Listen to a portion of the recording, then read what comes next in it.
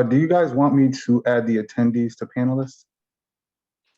Yes, please. Okay. That would be great. All right. Hi, John. Hi, how are you? I'm good, thank you. John, Richard, Tim, Sarah. There's Janet. So we're waiting for our guest. And there's Pam. And here's Watson. Here. Okay. Watson. Hey, buddy. This is Yeah. Watson loves Zooms. Can't figure out who I'm talking to. It's very funny. Okay, so we've got Tim, Sarah, Pam, Richard, Barbara, John. All right. Well, I guess we can start the meeting, and hopefully Danica will be joining us shortly. So I'll just start the meeting because I know, there she is. I know two of our members have to get off by 8 o'clock. So both Pam and John, you need to get off before 8, right? 7:40? A few minutes, yep. Yeah, okay. So that's good. So we will we'll try to make this a quick meeting. So Matt's the only one missing, right? Yes. I think so. Okay, so we'll start the meeting.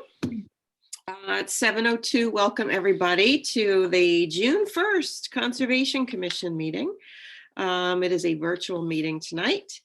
And I'll start the meeting by reviewing our past minutes from our last meeting, which was April 27th.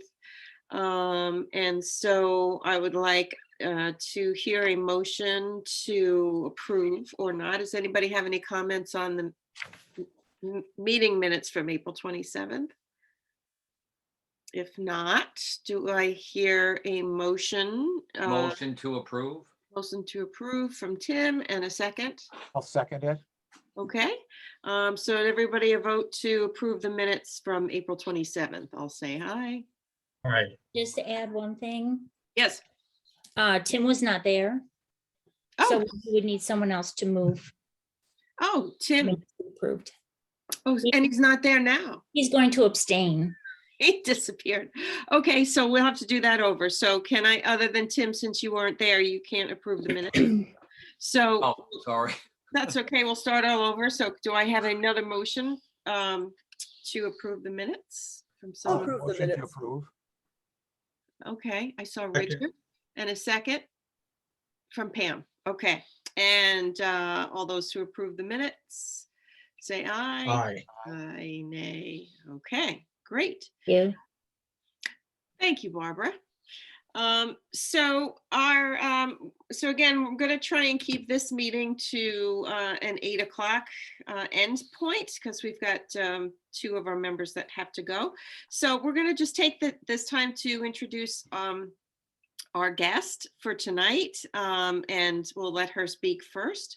And she doesn't have to stay for the rest of the meeting. So it's Dr. Danica Dorosky, and Danica, we welcome you to the Conservation Commission meeting, and congratulations on your new PhD from Yale School of Forestry, right? You graduated. I did, yeah. I just walked. What was it, not last weekend, the weekend before, the hot weekend. The hot weekend, okay. Well, congratulations. That's great. Thank you. Thanks for having me. Now you're a doctor, which is cool. So a couple of weeks ago, Pam and I got onto a Zoom with Danica she's from the Connecticut DEP Urban Forestry Coordinator, to talk about our tree ordinance. And we thought it would be a good idea to invite her to our Conservation Commission meeting, since we are the commission that kind of owns this managed tree management plan that we're hoping to be and become an ordinance. So Danica shared with us a fairly new ordinance from the city of Norwalk, and suggested that we take a look at that. And we haven't, as a group, looked at it yet, but we just thought it would be nice to have Danica here just for a couple of minutes to share with us you know, some recommendations as we go forward and make some edits to our tree management plan, which is actually not this big. It's 22 pages. But it's probably a lot more than we need in terms of submitting a formal document. So, so without further ado, I'd like to just welcome Danica and you know, have her share with us some of her perspectives on, you know, how to go forward with a tree ordinance in our town. Awesome. Thanks, Mel. And I actually did, so we had a little bit of a miscommunication, and I didn't have time to read through the tree policy in detail and provide specific feedbacks, but I actually did sort of breeze through it before this meeting. So I think what I'd like to do, as long as this seems helpful for you all, is to just talk a little bit about sort of big picture, what do you strive for with a tree ordinance generally? And then I have some sort of specific recommendations based off of my quick reading through of the tree management plan of how that could be adapted into an ordinance. So does that make sense? Yeah, that sounds Okay, great. awesome. Perfect. Cool. And so, you know, I've already been introduced. I'm the state urban forester for Connecticut. I work for Department of Energy and Environmental Protection. Some of you may have known my predecessor, Chris Donnelly. And so, you know, I'm in my role really, you know, what I'm working towards is achieving our statewide goals for urban forestry. And the way I do that is by working with municipalities and working with tree commissions and nonprofits to help us accomplish those goals.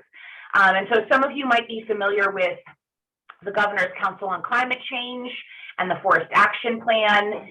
Those are two statewide documents that we have that really set the stage for what we're looking to achieve in terms of our forests in Connecticut. And there are sections in both of those documents that have to do with urban forestry.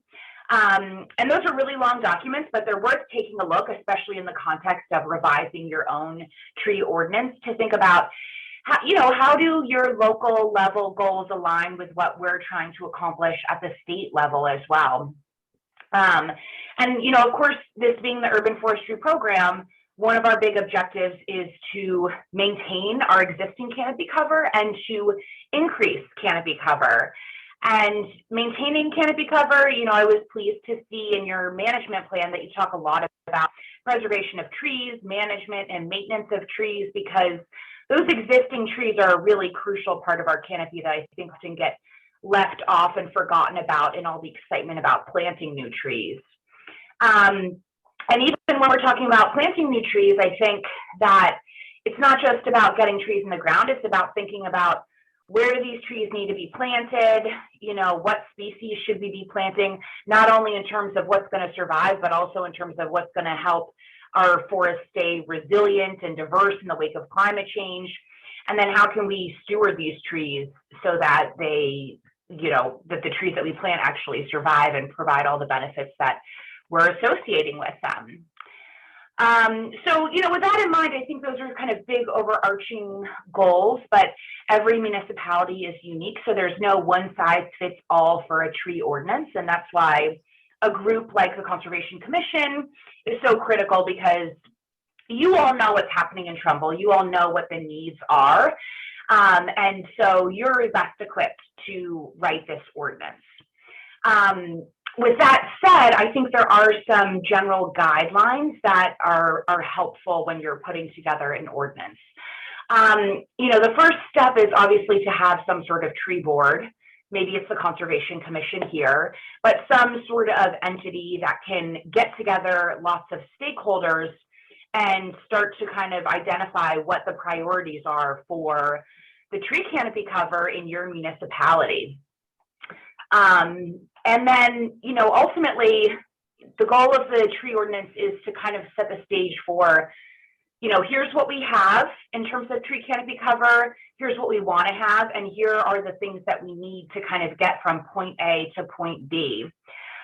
And it's important to keep in mind when you're thinking about, you know, what you need from point A to point B, about the fact that we already have some state statutes regarding trees. So one thing I did notice in your current tree management plan is that there's sort of reference to some of the state statutes that we already have, but explicitly calling those out and recognizing where you know, Trumbull is looking to actually expand upon or you know, fill in where the state statute leaves off is really important. So like one example is that we have a state statute for tree wardens to have the care and control of trees on public property within Trumbull, but maybe you want the Conservation Commission to also play a role in this. So the tree ordinance would be an opportunity to kind of build off of that state statute and add an additional sort of player in the game in Trumbull. And I'll post in the chat a link that has sort of a compilation of all of our state statutes related to trees in Connecticut, so that you can kind of peruse through those and use those as the backbone for the tree ordinance that you're putting together. Oh, that's great. Yeah, actually, I just realized I don't know that I have access to the chat as a panelist, but I can email it to you, Mel, and you can have it after the fact. Oh. I don't see a chat either. Oh, actually, wait, I can share my screen and I can show you where it is. So the other, let's see if this is screen. I'll do that later. So the other thing to keep in mind with a tree ordinance is you have to be thinking big picture, right? This is where are you in terms of tree canopy cover in Trumbull, and where do you want?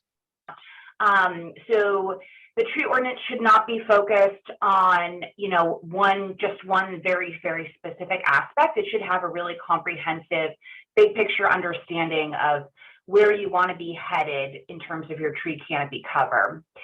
And so to that end, you know, I think the first really important component of a tree ordinance is to establish goals and establish the purpose of the ordinance. And I saw that the management plan you shared with me sort of does this, but I think is maybe a little bit too specific. So in the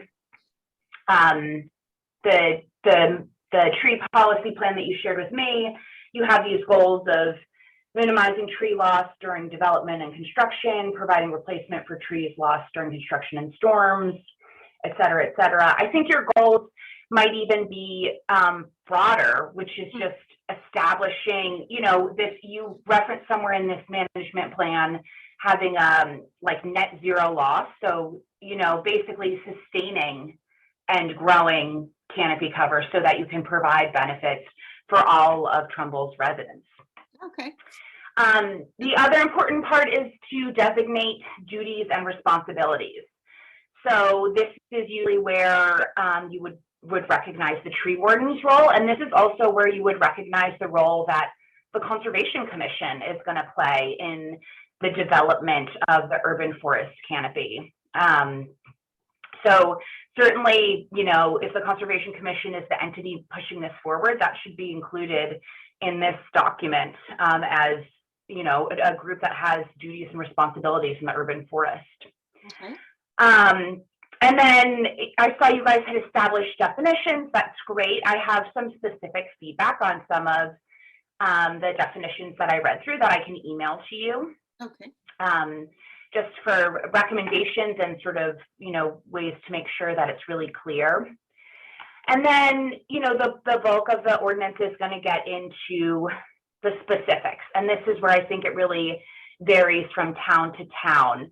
whether you're setting specific guidelines for planting, meaning only certain tree species can be planted, that they need, when they're being planted, they need to be planted in a space of a certain size, that they're going to be cared for a certain number of years.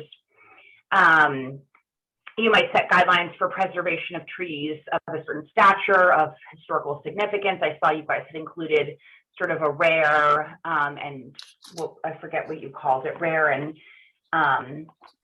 historic trees.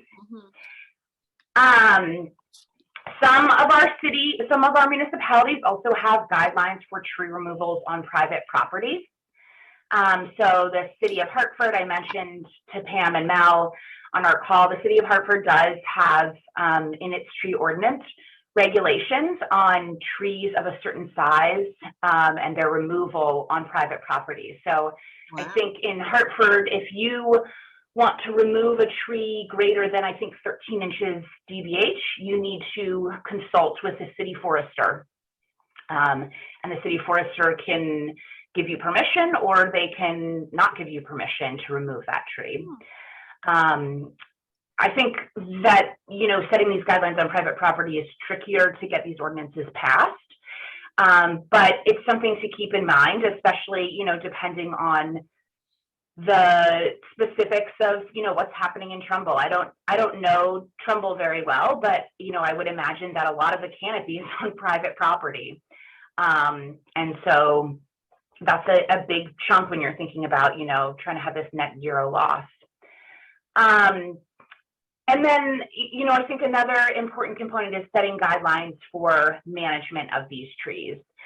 So, you know, thinking about the whole life cycle of trees, not just about planting trees, but, you know, how can we maintain these trees throughout their life cycle so that they survive, so that they don't cause massive damage in storms, and as a result have, you know, residents really upset and have all these negative perceptions about trees.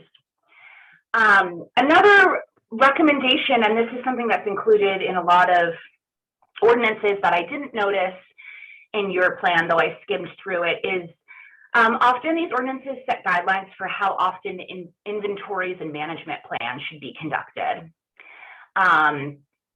So Norwalk, in their most recent one, I think said every 10 years they have to update a management plan for their urban forest.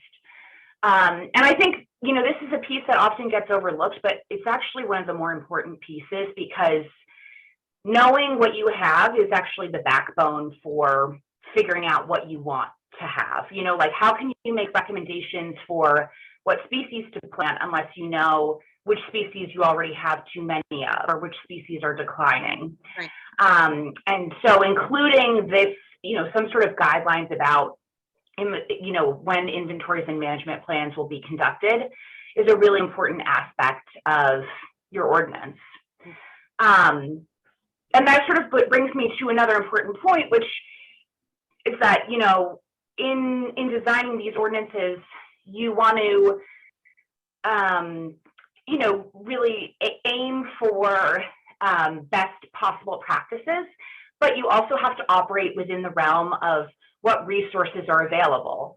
So, you know, in Norwalk, for example, we ran into the specific issue of them wanting to have these management plans done every so often, but there wasn't money in the budget to make sure that they could be funded every couple of years. So, you know, that's another important piece to consider, like what resources are available, because once it's codified into an ordinance, you're held to it. So you have to make sure that there's the funding available to, you know, fill out the actions that you're including in the ordinance, and that, you know, if there's enforcement, you know, any of that, that there's someone who actually is there to do the enforcement, that there's availability for the enforcement, whether that's the tree warden or someone else. And then the last thing that, you know, I had talked about again with Pam and with Mel is that I think you guys have this great working document, and that once you guys kind of hone this into a working draft, that another important step is just to engage the public and engage broader audiences on their opinions about these tree ordinances, and that, garnering that public support is a really important way to make sure these ordinances get passed, and, to get feedback from broader audiences. So I wouldn't recommend doing that in early stages, but once you have a working draft, I think it's great to try and engage broader audiences. So those were really my big take homes. Some quick notes on Trumbull's tree policy, and I'll read through this in more detail and provide some of my sort of specific notes about things. But just some general things that I noticed. One thing that you guys will have to really work on is avoiding vague language. So in a lot of places, there's a lot of language like every effort shall be made to do this. That's something you have to avoid in an ordinance because it needs to be really specific. What does that actually mean? How can you actually enforce that? What does every effort actually mean? And I think that there's also a lot of items in your ordinance that relate back to our state statutes. And so I think it's looking at those state statutes and referencing those state statutes in your ordinance is really critical. Some specific examples is I think you establish trees in the right of way on private property. And that's something that's also that's set by a state statute. Tree removals on private property, another thing that is set in state statute, the role of the tree wardens. And then there's some utility clearing sections that I saw that you'll want to go back to those state statutes. Your ordinance can't go in opposition of a state statute, right? But it can build off of the state statute wherever it sort of falls off or wherever you feel that it's not specific enough or not thorough enough. Now, can I ask a question?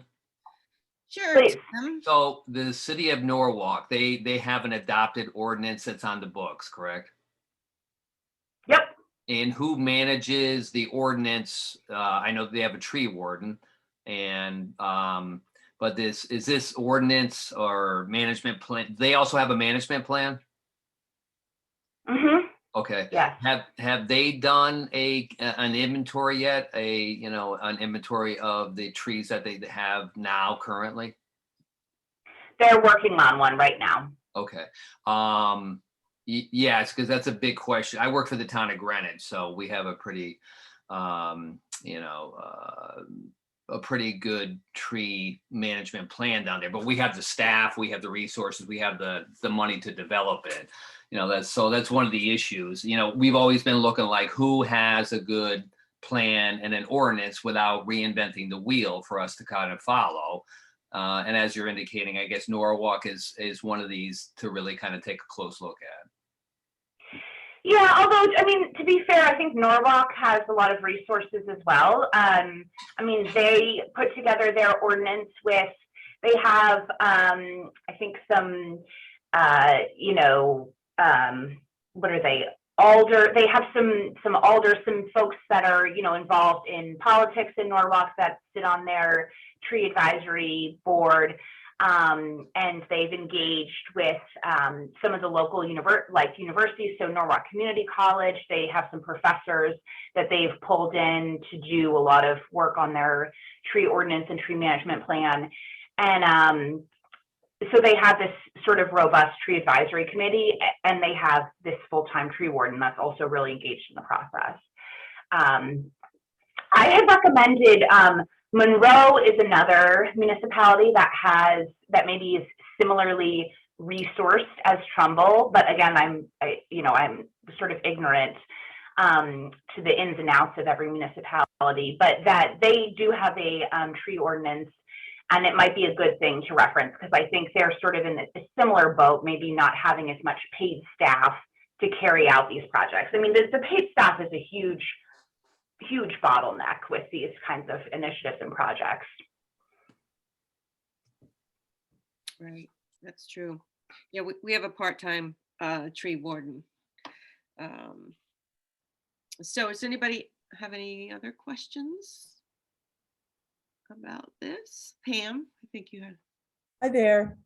Yeah, I was thinking a little bit after our last meeting and just wrote down as you were talking tonight about Hartford. How is that rule enforced where you can't cut down a certain size tree on private property? How was that actually dealt with and enforced as far as you know? I'm assuming, I don't know. I only sort of know anecdotal stories about it. So I think that it's up to people reporting it. Sort of like the way developing like wetlands and stuff would be too, where it's like there's no one going around and patrolling, but people, if they observe it, can report it, and then the city goes out and inspects it. But I'm basing that off of just sort of anecdotes I know about people getting caught with that sort of stuff. I don't actually know. To your knowledge, do any towns or cities in the state have a requirement that the tree services have to be aware of these ordinances and they have to follow them, or they can't work in a town anymore? Or is there any kind of checks and balances on the tree services that you know of? Good question. You mean tree services doing public or private work? Private. I'm just thinking about, we hear about all these COVID refugees who've made their way up to the suburbs, and they come in and they want a view, and they cut down these 75-year-old oak trees, and it's like it's too late by the time people hear about it because the tree's half down already. So, all these tree services that are out there, not all of them are arborists, and some of them just come in and they cut down whatever tree the homeowner tells them to. So I'm just wondering, do you know of anything that stops a tree service from being able to do that kind of work without any checks and balances? Well, I mean, we do have, again, state statutes in Connecticut just for statewide for who can do tree work. Like, you have to be a Connecticut certified arborist if you're doing tree work. So that does limit some people. In terms of having having enforcement for an individual ordinance, an ordinance at the municipal level for these tree, I don't actually know. I don't know of anyone that does. Thank you. Yeah. A question. I assume that DEEP does not have an enforcement mechanism or anything that would support the towns. I mean, probably not.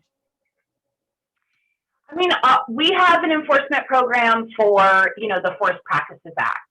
And the Forest Practices Act is, it does protect from large scale cleaning. Like we've had issues where there's been large scale land conversion that has not followed the correct pathways. And so we do have we have one enforcement person on our staff who patrols the entire state. And so he does, enforce that, but because it's one person, the focus is on much larger, offenses, I guess I'll say, than, sort of these municipal level issues. Yeah, towns have a challenge because even if somebody does something against, the wetlands or whatever, it's hard to actually make anybody enforce these things, even in simple cases. So we have all these regulations and policies, and the question is, will anybody enforce it? And typically, yeah, it's a huge question. It's a huge question. I wish I had a better answer to it, because I think the capacity is a major challenge in so many of our municipalities, and even in our statewide program for enforcement. yeah. You guys, really, for the town of Trumbull, if it's deemed that it's a town tree, the homeowner's supposed to call the town, talk to the tree warden. The tree's supposed to be posted. Then there's a hearing if people object to it. We've done this before, but it's really up for the homeowner. If it's a town tree or there's a question about whether it's a town tree, tree warden comes out, makes a determination. If the tree is hazardous, that's a different situation. But if the tree is healthy, it's got to be posted. There has to be a hearing. There's an objection. Mel and I have done this before. We stopped 3 shagbark hickories from coming down. So there is a process. I don't know how well everybody in the town really knows this, to be honest with you. Even people that have lived here forever don't know that. They don't know what a town tree, what is not a town tree, and what they're supposed to do. And in all due respect to the tree warden, he's got his hands full. It's a part-time job. He's a limited budget. So what we're finding is people come here, hey, hire a tree service. It may be even a licensed arborist, which is totally legal. They should know that if it is a town tree or questionable, they're supposed to call the town tree warden. That's what it's really all about.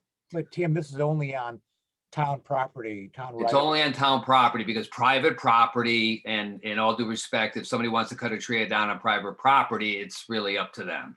There's no Yep. good, bad, or indifferent. It is what it is. And, you, even in Greenwich, if you want to take a tree down privately, you have that right to do that. In Greenwich, we also have a fine capabilities that if somebody cuts down a town tree, it's determined by the size of the tree, DBH, species, what the size of the fine could be, or you work out with the contractor or homeowner to plant 2 for 1, 3 for 1, those sort of things. So it's really about having ordinance or laws on your books, and people understanding what the laws are and what they're supposed to do. Yeah, exactly. And so it is worth too, thinking about what replacement mechanism makes the most sense for Trumbull, whether it's, saying that, if you remove a tree of a certain size, you have to replace with X number of trees that add up to that certain size, or if it's just, I think what Norwalk ended up settling on doing is just having a numeric amount that went into a fund, sort of a discretionary fund that then is used by the tree advisory committee to replace trees or stuff like that. But thinking about what that mechanism is, it's also worth, putting some thought into what makes the most sense for Trumbull. Mhm. Yeah, and this was discussed at a sustainable Trumbull meeting we had with the Public Works Director and the Park Superintendent. And a recommendation was made that tree replacement on street trees seriously be considered put onto the private property, adjacent private property owners with, of course, their permission. So they become a partner in this tree replacement. And then going forward, the responsibility for the long-term maintenance of that tree goes to the private property owner rather than the town. And so this was, something we had heard about before, because of the resources in the town are not, significant. So, and that's how Fairfield's works. Fairfield's tree replacement program, it goes on to the private property, like the adjacent homeowner's private property, and they do a cost sharing in majority of cases. I think not in all cases. So that was something that we heard was probably would be a deal breaker for us going forward with a tree replacement plan, that the cost wouldn't all fall onto the town. And the responsibility would be the adjacent homeowner as well. So, we had a University of Vermont tree canopy study that was done for our MetroCog region, I want to say 5 years ago. And so, of course, our tree canopy, I don't recall off the top of my head what our percentage was, but it's pretty healthy. We have a lot of parks, we have a lot of open spaces, whereas Bridgeport had a very, very low percentage tree canopy. So, and probably Hartford too. So that's why when you kind of look at a city like Hartford or Bridgeport, where, they may have more reason to control what goes on public property, private property, because the tree canopy is so low, and every tree that's removed really has a big impact on stormwater management and all that. So, when we have a lot of trees in town, and I'm sure Greenwich is the same way, when you've got a good, healthy tree canopy, for the most part, we're not necessarily going to focus too much on increasing that because it's pretty healthy. However, the other discussion we had the other day with the park superintendent was that we're really getting nailed by this beech tree, this beech leaf disease. Yes. Losing whole chunks of our park's canopy. And so this is a new challenge that we never thought of when we first wrote this management policy. Yeah, like in the last, we have it in New Haven now. I first noticed beech leaf disease last summer, and I walked through the park across the street from me today, and it's a graveyard. It's so sad. It's like really, really depressing. Yeah, it's really, yeah, people are just, walking through the parks and like, what is going on? And they're just, and there's nothing really now that they can do about it. That's the scary thing. How will they recover? So our tree canopy may be declining over the next couple of years. So we may have to have a more robust tree replacement plan than we think. Yeah, and it's also worth thinking. I mean, I'll just, share that I think a lot of these tree ordinances are very focused on street trees. I think that's what the focus has always been. But maybe in a place like Trumbull, it makes sense to have a lot of focus on park trees if that's a huge percentage of the tree canopy cover. And if, that's something that may be in decline, then, maybe it makes sense to have the ordinance focus on some of those park spaces. Yeah, that's that's what our park superintendent, he wanted to do a more in-depth tree survey and use some initial money to do that first, to evaluate the health in the parks. But that's something, it sounds like Norwalk, already kind of did some of the documents and got them approved first, and then this tree inventory is ongoing. So one thing that will inform us going forward is the survey that Sarah designed for us for the Conservation Commission, and the response was pretty positive in terms of the people that took the survey really were positive about a tree replacement. They were concerned about all the trees coming down and preservation of open space. So, we were hoping that the survey results would help to drive this initiative. And if people didn't respond positively, then we wouldn't put that much energy into it. But seems. Hey, Mel, before I forget, Danica, is there a way for you to keep us abreast about possible grant monies that are out there for reforestation or whatever? My main thing would be, I don't know how many, we haven't planted a lot of trees in Trumbull in a long time. We finally have a little bit of money, but grants go a long way. Is there a way are you plugged into that area, or how can we kind of access those resources? Yeah, it's all we have. I don't know, why don't I have access to the chat? Because I could put a link in here, but I can email it and Mel can send it out to you all afterwards. I maintain a webpage on the DEEP website that has an overview of all the different grant programs that we offer. I will say one thing that the program is focused on right now is environmental justice. And so a lot of the grants are specifically designed to address canopy disparities in environmental justice areas. But we do have the traditional, you might be familiar with America the Beautiful grant program that we've always historically had. That's open to everyone. And then we also have some other grant programs through the open space and watershed land acquisition that also can fund some of these initiatives. So I'll send the link to that website. None of those grant programs are open right now, but we do anticipate them opening back up this fall. Oh, good. They're closed. It's a normal calendar year process, or it's just they're out of money, or what? So, yeah, they're run on an annual basis, and we advertise them, I think last fall, last winter. And so they're just, right now we're in the process of getting all of those projects off the ground. So they'll just be another cycle. So it's not that they ran out of money, it's just that they're being run on an annual basis. Okay. Great. Very good. So anybody else have any more comments before we let Danica? And Danica, you said that you, was I correct in that you would make notations to our tree ordinance with your suggestions? Yeah, and what I was trying to convey to Pam and Mel before is that I think,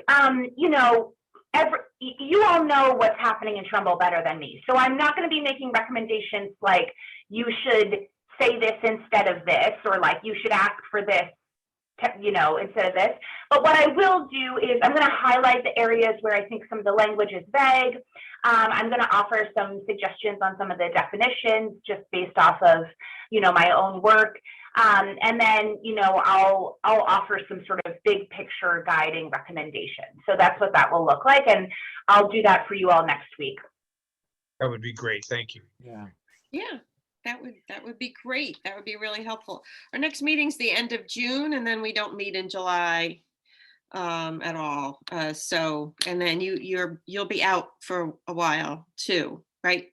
Yes. So, yeah. So if we can just kind of get this started a little bit and begin to work on it this summer or something, that would be really great. It's good that we've got at least got the baseline of this document, and if we can go through and curate it and add some of the updated information and recommendations from Danica, that would be great. Yeah, and I don't know if you've taken a look yet, but like Arbor Day Foundation has like some templates for tree ordinances that you might want to take a look at. Like one thing I did notice in looking through the tree policy is there's a fair amount of repetition of like specific points. And so I'll again email you the link to that now after we sign off tonight. And you can take a look at that because I think you have such a great starting point.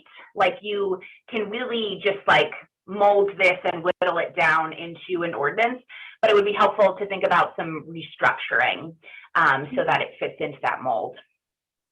That's great. That's a great help. Thank you so much. I mean, because this has been kind of circulating and sitting here for a while. I think we worked on it from like 2009 to 2016 and then finally finished it, but then we just kept getting storms and then people didn't like trees, so we didn't, it was a little sensitive topic, so we didn't go forward with an ordinance. So, but now what we're dealing with is more really managing replacement and managing the trees long term. So restructuring it would make it more contemporary, I think.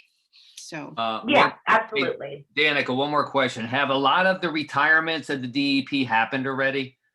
I mean, I know there's going to be a mass exodus. Has that happened already or no? I mean, it's happened and it's happening. Okay. Yeah. Yeah. Yeah. It seems like I get an email about a job posting almost several every day these days. So. Yeah. Okay. all right. Well, thank you, Danica. Thanks for spending some time with us tonight. We really appreciate it. And thanks for having me. It's great to meet you all. yeah, and it's great to meet you too. And thanks for your time tonight and in the past too. So Thank you. that's it. Yeah, Yeah. wonderful. Nice to meet you. Thank you. Yeah, thank you, Danica. Have a good night. Yeah, you too. Bye-bye. Thanks. So I guess we can go on to the next item that we have. Let's see, we've got about 15 minutes. So I just wanted to go through, we don't have any updates on old business. I can go through this really quickly. I've tried twice to get on the agenda for planning and zoning, and they keep canceling their meetings. So I can't get on the agenda. I do have a call in to the town attorney who called me and wanted to discuss what we'd like to see in terms of updating the zoning regs and what needed to be done. So we have an open dialogue with Jim Cordone, who is the town attorney that manages the Planning and Zoning Commission. So there's no updates on that. Native plant recommendations for Trumbull, the ordinance, that's a really easy ordinance. I asked if we could get put onto the June town council agenda. And it was suggested that July would be a better place for it. I think it would be a really, like a no nonsense, no brainer ordinance, the way that, it's drafted and getting that to, again, to our land use boards. But that's one we can put before, maybe in July, the town council. 1,000 trees for Trumbull is moving forward. The $12,000 was approved, and it's available starting July 1st. We can use that for actual trees, for outreach, for mailing, for funding. And we have some other potential funding in the wings that we can add to a tree program. I'm right now searching for a 501c3 because we have another grant, another gift coming in. And it also, we've got 2 gifts now that have to go to a 501c3.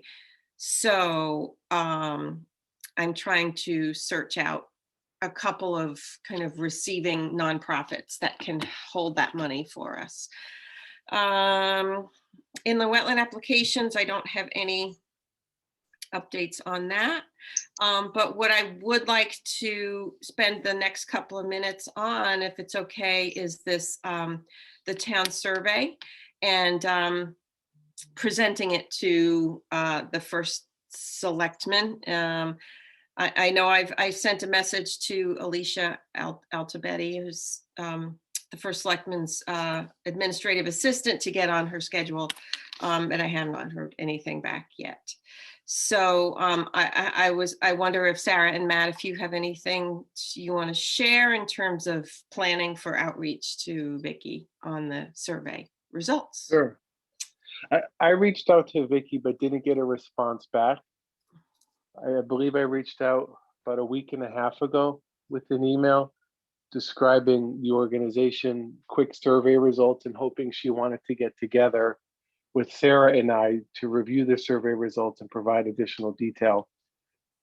After no response yet, so I'll have to follow up to see if potentially she missed it. So you sent that really great letter that you wrote?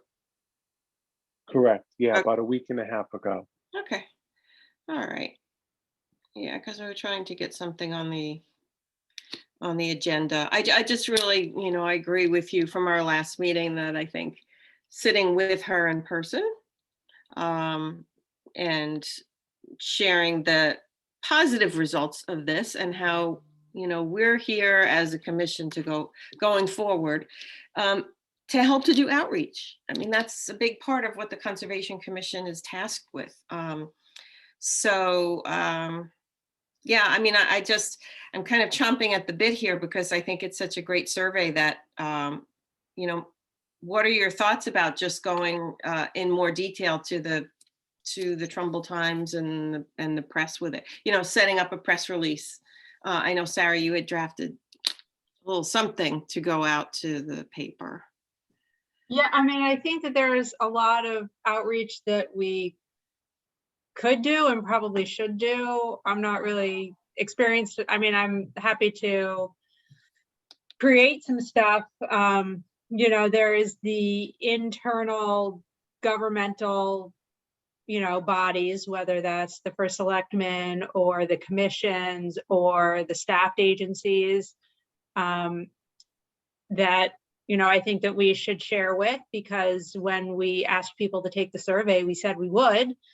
Mm-hmm. It sounds like Vicky didn't respond to Matthew, and Vicky's assistant didn't respond to you, Mary Ellen. I'm not sure how that bodes. I don't know then if we should try to, I know we've had difficulties in other topics to try to talk to inland wetlands or planning and zoning. And I don't know if that means maybe we should talk to George separately, or, get the staff on board before trying to talk to commissions. And then the other half obviously is the public. We also promised to come back with results. So there is, through media, there are, trying to talk to groups like, presenting to Sustainable Trumbull or garden clubs or, whatever. And I'm happy to do, I just don't know sort of how to start or what is best and what we think is going to be most effective. And then the third use obviously is in any kind of regulations or documentation that we create for policy. Mm-hmm. So I see those as kind of the 3 next steps: the governmental organizations, the recommendations for policy, and then public outreach. But I feel a little bit paralyzed by what and how, and, not getting a response back from Vicky or her assistant might be, a little bit disheartening. Mm-hmm. Can't Yeah, you, one- can you one reach out thought to on- them again or no? I mean, Yeah. Oh, yeah, we can do. Yeah. we can keep doing it. maybe, with the budget season just closing down and stuff, maybe another tickler would help. I'll do it right now, live email to Vicky. I mean, if you email twice and they don't respond, then, something. I'm like you 2 to 3 times or Yes. twice max. It's just they're Yeah, I not don't know what's Right. normal or what's acceptable or what's unacceptable. Yeah, same here.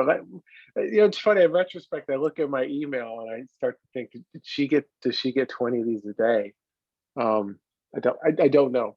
Maybe it makes sense to say something like we promised the public that we would, advise them of our results, and so from the Trumbull Times is asking us for an update, but we would like to meet with you first, so that we give her the opportunity to know that, there's a timeline on this, Yeah. I like that. It creates a sense of urgency. but gently.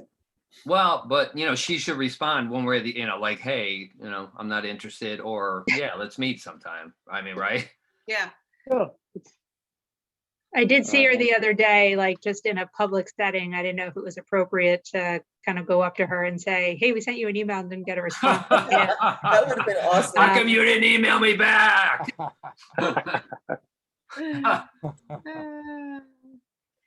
Yeah, so let's just like resend to her, and then also, Sarah, I think your recommendation to talk to George is a good one, because so much of whatever policy we need to develop and public outreach will be through.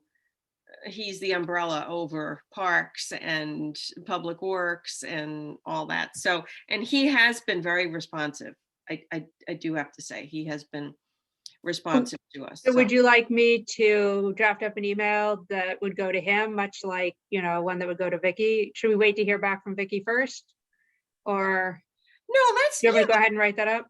yes, because if you get someone to George, because he knows you from presenting the we presented the NRI to them. Okay. The slides that you put together for the NRI, the Natural Resource Inventory. So, they were very forthcoming with that, and so hopefully, so that would be good. Yeah, so let's do that. Let's take both strategies, George and Vicky. Okay. And then I'll also revisit the what I had started to put together for a press release, but I know that, we've kind of talked about the results a little bit. I'm sure I can refine it. So I'll take another look at that. I'll update that and then send it to you, Mary Ellen, to look at. All right. One suggestion could be to, when you send it to Vicky, copy someone like George, some other people. I mean, there's a political gray area a little bit. And what I found with Dimitri and George, my very limited experience, after more than one email, like in the QR stuff, I called Parks, and they actually got a hold of him and got a message relayed to me, a verbal message. So, sometimes emailing a couple of times and then calling the office, realize you won't get them, but you may get an assistant who, may or may not help. Another way, Sarah, would be just to put a brief something together and we could post it on some public buildings about the survey results. Since some of the people who would be interested may also visit libraries and stuff like that. In town hall, we could, post it there with the permission of somebody. And maybe that if Vicky and people see something posted, it might jog them a little bit. Mm-hmm. If it's generic and, apolitical and neutral, not critical, that's one way to, get to the public. Because we're really just presenting good news. This is just good news. Yeah. This is good. This is feedback from the public. Yeah, yeah, absolutely, yeah. And we just need, some guidance. We'll do the outreach. We just need her blessing on it. So It's tricky though, isn't it? I mean, yes, we had some really encouraging, passionate response to the survey, and we were jazzed And rightfully so for the amount of responses we got. But then what? Then you have to actually put some things into an action plan, some of the recommendations, some of the things that people were really responsive about. So if we don't get anything from, the stakeholders, from First Selectmen or the directors in the departments, if we don't get help for some of these things to make some changes that people were really passionate about, then where are we? So it's kind of tricky to do outreach without any kind of here's what we heard you, and here's what we're going to do. Here's what we're able to do at this time. I agree. I would love to get something from Vicky or George that shows some support before we have public outreach. Yeah, Same you know, here. they kind of politically want to, it's always nice to tell them first, because, it's a good thing, but it's always better to plug them in first, get a feedback, and then kind of go with it. Good, bad, or indifferent, I've been involved with some of this stuff. Somebody doesn't want to find out about it later. Politically, they also like, if it's a good thing, they'd rather it be on their side, those sort of things. And just as an informational sort of thing to get a response from them and have them take a look at it. Yeah, I think that assumes that, they respond in a relatively, well, actually, I should say they respond at all, perhaps. And maybe then, within a month or two. But you're right about the budget being pretty much over. So, they were pretty much probably overtaken by that. But I think it's also okay to send things to Vicky's office and copy George and a couple of people. Have you talked to Mary Isaac on the council at all to see if she has any? She has some good ideas sometimes. She's not sustainable, but sometimes she has some good advice being on a council and being fairly well connected in town. Yeah, so Mary's been pretty good and involved in this. I think she's actually experiencing some of the same crickets that we are. The crickets in town hall. Yeah, it's kind of challenging. We've capped as a commission to a pretty good timeline this year in terms of, developing this survey and getting it out, and getting the results done by Earth Day, and, giving some time during May to try and engage Vicky. And so now we're in June 1st, and then we'll be entering the summer, July and August, when people go on vacation. So, I hate to fall into this donut hole and then have to wait until September, October to release the results of this survey. We could also post the results, generically on our website. We did the survey, / Sarah. And so it isn't necessarily inappropriate to put, the scientific, a summary of the scientific findings on the website. Wouldn't have to, necessarily say this supports our tree plan. I think one of the ways that this thing could be helpful is if we have plans that show a lot of public interest. We can use the public interest, to help reinforce, what we want to have done. It allows a data backset. But I don't think it's inappropriate to put it on our website. And then that could simply be, something we could then reference to the powers that be. Oh, by the way, you have a generic summary on our website. Here's the link. Hey, Again, Mel. it wouldn't be necessarily recommendations, just, X% of people liked this particular topic. If it's purely scientific, then I think would be fair game to post in the near future. Janet has her hand raised. Oh, Janet. Oh, look at you're always so polite, and you put your nice little hand up there. I didn't even see it. Yes. I'm a groupie as opposed to a member. I don't remember who was talking. Maybe it was Tim was talking about urgency. I sent a message to Vicky about Gun Violence Prevention Awareness Day, and I got a pretty immediate response. And that's because it's such a timely issue. And it was actually Cindy Katsky who responded on behalf of Vicky, but obviously Vicky had read it and issued the proclamation. So I don't know if Cindy's a good person to copy. You know, I don't know how much you can build on the urgency of the issue. Maybe in terms of, you know, the fact that we've been given some money by the town. I don't know what, but I think it's important to connect it with something that the town cares about, because I don't know how much of a priority it really is. Yeah, that's a great point, that, you know, it's been gifted, well, put in our budget, and we want to begin to The process. Yeah, Yeah, that's a good point, Janet. Yeah, Right. by the town, and we also have, you know, money in the wings, that if we can, you know, prove that we're having an impact, and we're going to begin to do some outreach, that we can maybe get some matching grants. some Well, money. yeah, but we also want to be, you know, wise at spending our money, doing it on time, because they hate, you know, they don't like money left over, because what happens is at the end of the budget year, they're like, oh my God, you have $10,000 left over. You guys haven't done anything. So, because when we go to ask for more money, it's nice to see, oh, what you spent it. You did this. Oh, that's really good. For municipal budgets, they hate to say, well, you haven't spent your money. So, Yeah. hey, you know, we're not going to give you any more. Ask for any more. It's true. My other question, Mel, is there going to be any problem about getting donors to supplement what the town has offered? I know you have some experience with getting donors on board.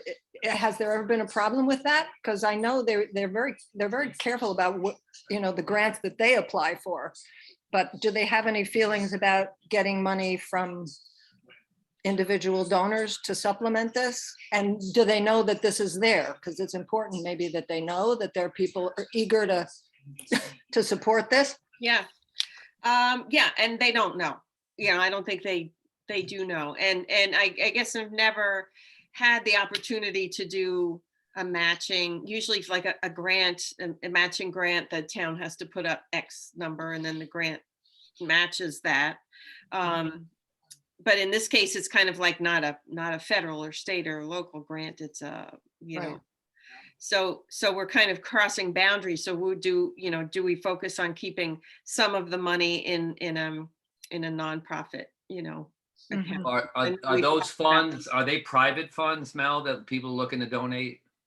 Yeah, Yeah, so, Yeah. well, like, you know, in from Greenwich, private foundations. Yeah. right, you know, they have the Greenwich Tree Conservancy. So people donate monies, they have an annual gala, people donate money, and then they operate in conjunction with the town, in a sense, as a sister organization to not manage the trees, but plant new trees and, you know, Mhm. help, you know, those sort of things. So, and that's a 501c3. It's a Yeah, nonprofit. Yeah, you know, because you've reached out to Joanne Messina before, so Yes. I would just reach Okay. out to her. I'm sure she would tell you everything you need. They've been around a long time, so they plant, like I said, anywhere, I think it's like 300 to 400 trees in Greenwich a year, so. Hmm. And they hire privately a contractor to do it. That's okay. Well, that's really interesting, because I asked if Fairfield's forestry group or team, or forestry committee was a nonprofit, and it's not. It's not. So they can't hold money, but But Greenwich- reach out to Joanne, she'll tell you Okay. everything. Yeah. all right, because you know, it may be something that might be easy to get. I mean, may take us a while to get a 501c3 approved, but sometimes they go through pretty fast. So, you know, or we could use the land trust too. Really, the best thing would be for Aspetuck to become Trumbull's land trust. Yeah. And they could hold the money. So, like they do for Monroe in that case. So, okay, well, that's a good point, Tim. Thank you. I forgot about that, about Joanne. Yeah, because they do some great things, all of those brochures from Greenwich. And they have the resources to do it. Yeah, okay. That's a good point. Okay, very good. All good input, and appreciate it very much. So, okay, so that's it. That's it. All I had for tonight. I know I had promised that we would end at 8 so that That's it? folks could, yeah, you're always the first one that wants to go, Tim. Thought you'd be happy. And we had a guest speaker and everything. So our next meeting's the 29th of June, the end of the month, and then we're off for July, and then the one after that, I think, is the end of August. Right? I don't think I ever got the survey results. Can I get those? Is that public or for us to look at? I'm just curious. I have a, yeah, I presented it last month. I have a presentation that I've kind of been, you know, slowly adding to and working on. I will send it to you. Yeah, whatever. I like to look at numbers. It's, you know, it's just interesting. Okay, I'll send it to you after with a couple of notes. Whenever, yeah, whenever you can. Okay. Does Thank anybody else have any parting comments or questions or anything that urgent? Well, I guess the bigger question I have on this tree thing, and it's not going to be answered here, and it's not going to be answered probably maybe even this year, but, you know, I read through the Norwalk ordinance and I heard what our presenter was talking about, but what do we do about our tree warden, you know? If we're going to have a tree management program, who's going to be the person or the team? Is it us? So I guess that's just a bigger question that we're going to have to address at some point. Yes, definitely. And I heard that there is some, I don't know, the word would be scrutiny or evaluation going on with the scale of tree removal that's been going on in the town and the funding that's been used for trees and keeping track of the town removing them versus United Illuminating and the budget. So someone on town council or Board of Finance wants a better audit of what's gone on with the tree funding going forward, and could some of that funding for tree removal be reduced? So I think by us getting the tree replacement going down that pathway, some light bulbs are going off and they're like, hey, why have we not been replanting trees, and where's that money going? Because it's a lot of money annually, and we keep hearing that it's not enough. So I you know, it would be good to have an audit. It sounds like an audit of the tree removal and costs for the past couple of years. Yeah. So the spotlight's on them. Yeah, I think there's some time for some changes with Trumbull's. Thank you. I got a bolt. Goodbye, Pam. Goodbye, Bye. everybody. Thanks for getting on. All right, have a good night. And so I close the meeting at 8:08. Thank All you. right. Thanks, Very quick. Barbara. Thank you, everybody. Welcome. Bye-bye. Bye, everybody.